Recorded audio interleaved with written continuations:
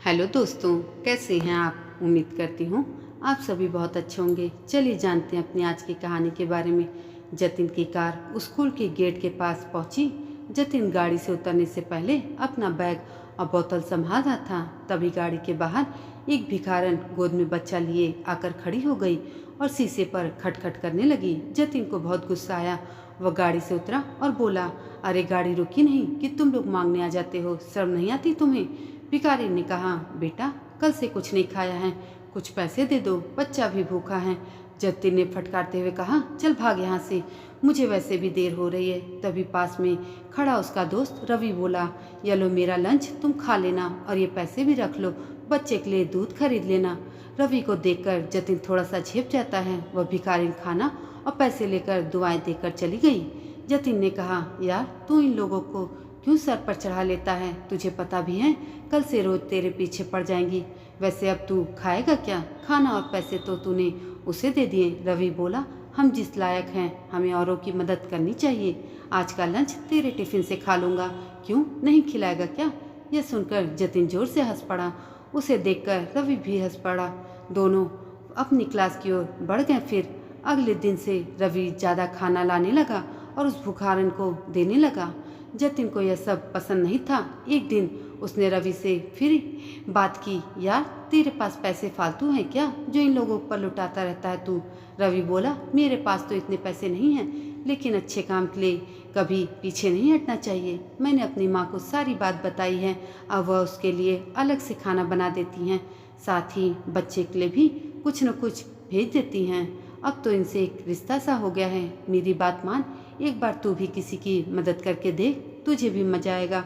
जतिन कहता है, मेरे पापा कहते हैं हमारी मेहनत का पैसा हम किसी पर क्यों लुटाएं। मेरे परिवार में कोई भी दान वगैरह नहीं करता है, और अगर करता भी है तो टैक्स बचाने के लिए। रवि हंसकर जवाब देता है, ठीक है, अपनी अपनी सोच है, हम क्या कर सकते हैं। इस पर जतिन बोलता है, देखिए भिखारी ऐसे ही रहेंगे और तुझे भी लूट लूट कर भिखारी बना देंगे। मेरे पास तो पैसे की कभी कमी नहीं होगी, पर तेरा भविष्य मुझे खतरे में दिखाई दे रहा है।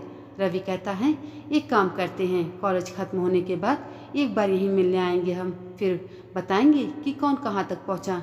जतिन रवि से मिलने का वादा कर लेता है। कुछ ही सालों में दोनों दोस्त अलग अलग कॉलेज में एडमिशन ले लेते हैं और अपनी अपनी पढ़ाई में लग जाते हैं। कॉलेज के बाद दोनों बिछड़ जाते हैं।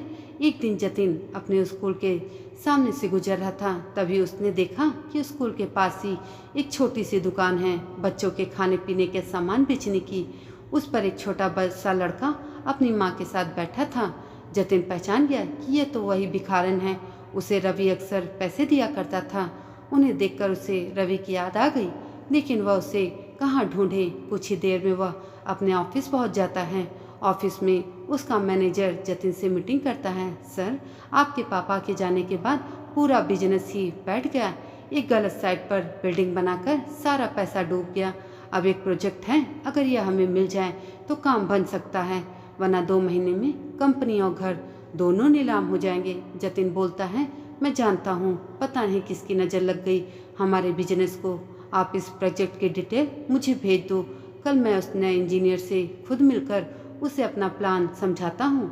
हमें किसी भी कीमत पर यह प्रोजेक्ट लेना ही पड़ेगा। अगले ही दिन जतिन जल्दी से तैयार होकर प्रोजेक्ट की फाइल लेकर सरकारी दफ्तर में पहुँच जाता है। वहाँ इंतजार करने के बाद वह इंजीनियर के केबिन में पहुँचता है।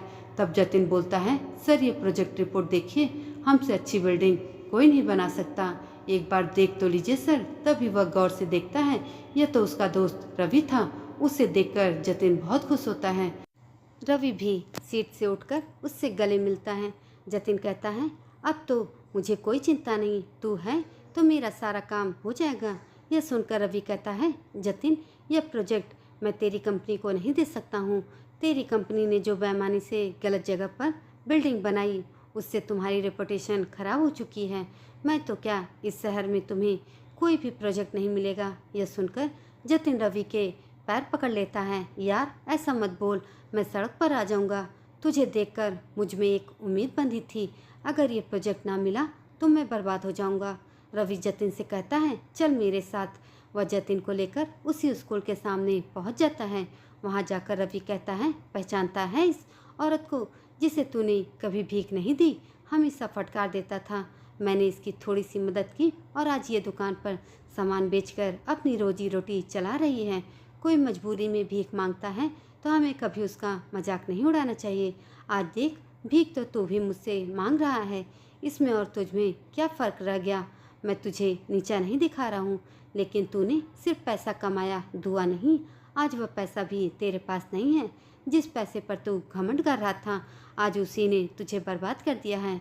यह सुनकर जतिन की आंखों से आंसू बहने लगे। वह बोला, हाँ तू ठीक कह रहा है, मेरे परिवार ने कभी किसी की मदद नहीं की, यही शिक्षा मुझे भी दी उन्होंने। रवि जतिन को लेकर उसी दुकान पर पहुंच जाता है।